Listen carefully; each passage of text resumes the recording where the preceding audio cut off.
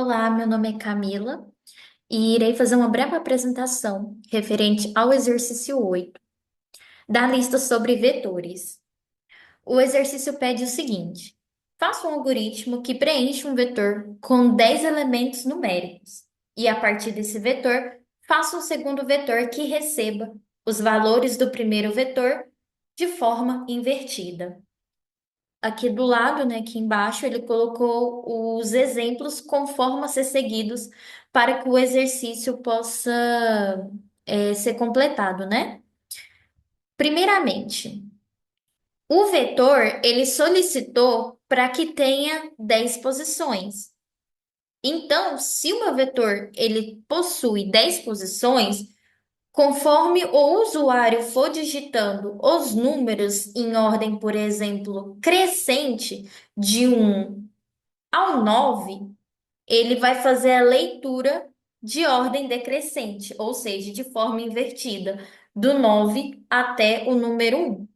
Então, primeiramente, para o primeiro vetor, a gente dá 10 posições e a gente faz um int com vetor 2 para receber também é, 10 números com 10 posições. E o meu count igual a zero. No primeiro for, eu vou solicitar ao usuário, né, digitar os dados que ele quer, ou seja, os números na ordem que ele colocar para depois printar o resultado invertido. Então, o primeiro for é para que o usuário possa digitar, né, introduzir os números. E o segundo for, né, ou seja, na linha 24, quando ele solicita o printf vetor invertido, ele vai fazer a leitura desse primeiro for, né?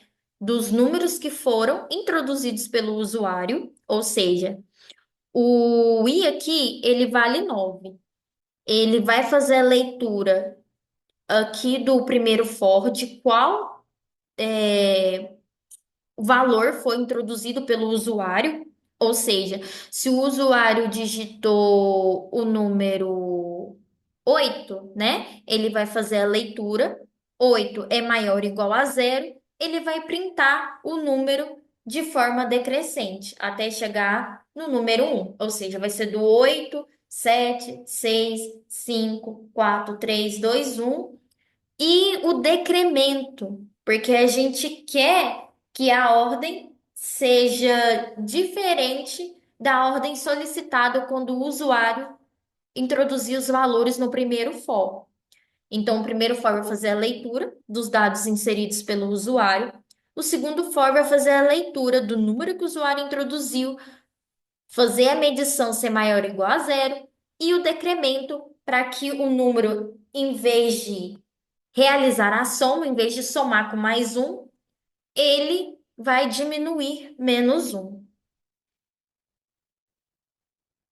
É um programa simples, então não tem muito.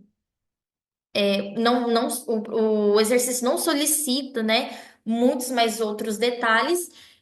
Se a gente for codar ele aqui no sistema, ele vai solicitar para a gente inserir os números. Então, vou inserir o 1, o 2, o 3, 4, 5, o 6, o 7, o 8, o 9 e vou digitar o 10. E aí, ele vai trazer para mim. Eu digitei do 1 ao 10 e ele fez a ordem invertida, que é do 10 ao 1. E assim o meu programa encerra. Bom, vamos lá. Agora eu vou realizar o debug do nosso código, certo? Para a gente ver passo a passo como está funcionando o nosso código por trás dessa programação. Então, eu vou colocar aqui na linha 24 para a gente, primeiramente, ver como esses valores vão ser introduzidos. Então, eu vou digitar o 2, eu vou digitar a ordem normal.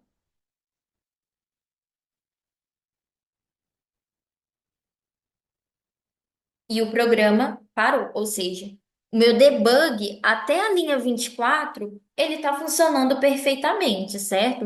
Então, o vetor um eu fui digitando a ordem dos números, né? Eu como usuário, como por exemplo, número um, número 2, número 3. E assim ele trouxe para mim a leitura até a linha 24, conforme a setinha amarela está aqui para nós.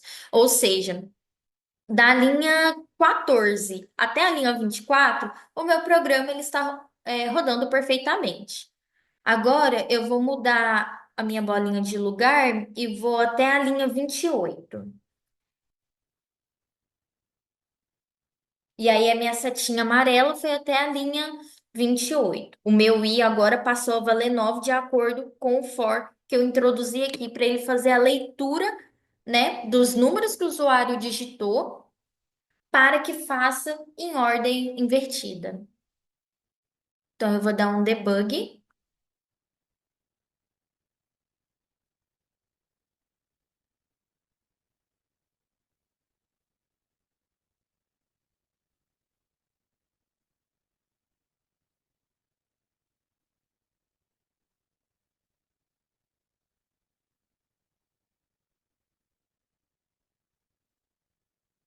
Ele vai pedir novamente para introduzir os números,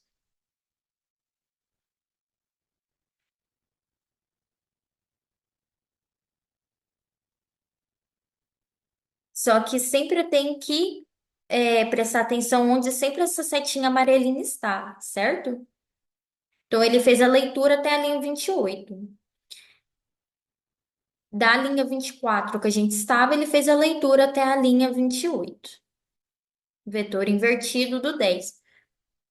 Então ele leu só até a linha 28.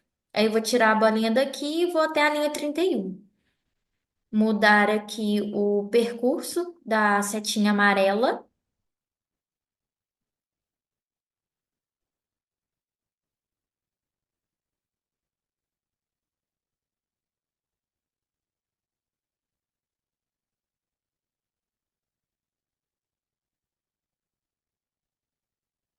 Sempre conferir aonde está a setinha.